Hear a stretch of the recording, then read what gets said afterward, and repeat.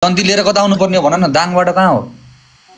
Thailand. अब लिन त जन्ती त थाइल्यान्ड नै आउनु पर्यो नि। अब म त अब नेपाल थाइल्यान्ड भाइ ए बाबु बाबु हजुर हजुर यो थाइल्यान्ड जान्छु थाइल्यान्ड भन्ला चाहिँ कहाँ थाइल्यान्ड जाने हामी जन्ती लिएर?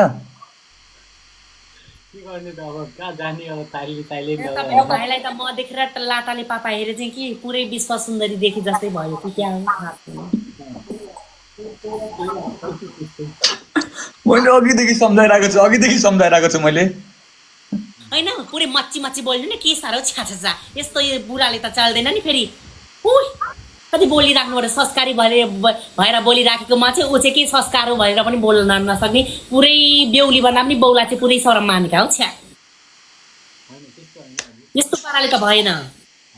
आफू यहाँ मेरो जवानी सम्हालेर यस्तो संस्कारीवाली भन्दा शरमको मोल मिल्यो। ऊ चाहिँ आँपार पेट लाटाले पापाएर चाहिँ फ्याँपार मुख गरेर मक्खी पनि घुसेर जाला त्यो मुखभित्र। हेर न देखि बाबु मैले भनेको थिएँ नि तँलाई, यति राम्रो बोलेको बेला त मायाको प्रीति माया प्रेमका कुरा गर्नु छैन। छ्या छ्या छ्या छ्या लाटाले पापाएर चाहिँ के म त पुरै विश्व सुन्दरी आए जस्तै लाग्छ कि क्या हो।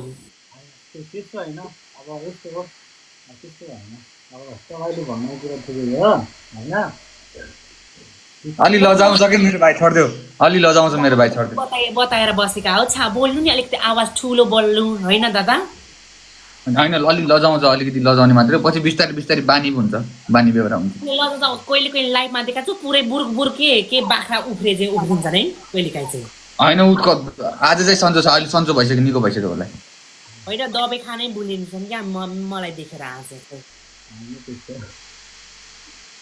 हेर तिमी पनि एटिट्युड नदेखाऊ मेरो भाइको अगाडि।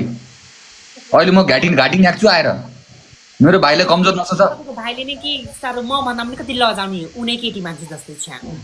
मेरो भाइलाई पनि नराम्रो नभन। अहिले म जानेको छु नि, फेरि यसो मिलेर कुरा आज फर्स्टै दिनमा कति खुल्ला त अनि।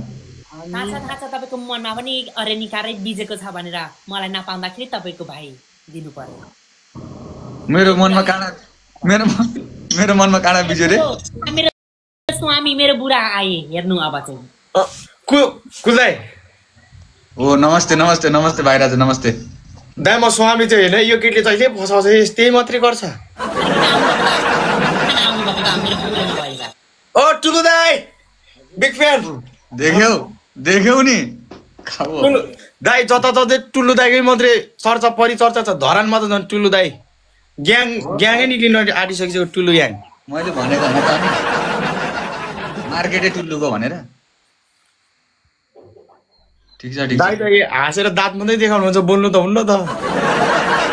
कसैको पुरी बान्दिन। यहाँ मिश्र तामाङको स्वामीले पठाइदिएको यो रातो कुर्ता या रातो पोते यो रातो झुम्का बस चल ठिक छ। तिम्रो लागि केटा खोजेर सकिँदैन रहेछ, तिम्रो एटिट्युड एकदमै रहेछ ठुलो। ठिक छ दाइ यो रोनीलाई त नि एउटा केटाले पुग्दैन, 10 वटा 20 वटा चाहिन्छ। के गर्नु चाहिन्छ त चाहिन्छ अनि के गर्नु त। अहिले त अस्तरीवाला यहाँ पाइसक्यो, अब त कसैतिर मन जान्दैन ल। बाबु छोड्दै त, मन सानो नबना टुल्लु। तेरो लागि म छु, म खोज्छु अर्को। यस्तो चाहिँदैन, यस्ता अलिकति उ गर्नेवाला। अहिलेदेखि मुखमुख लाग्ने, अहिलेदेखि उ देखाउने, पछि भोलिको दिनमा त के गरेर राख्लान् भन् त, तँलाई त पिट्लान्। पिट्ला होइन दाइ, जिउदै खान्छ। भाइ चाहिएन हो। छा ठिक छ चल बाबु आइज, त आइज चल छोड्दे।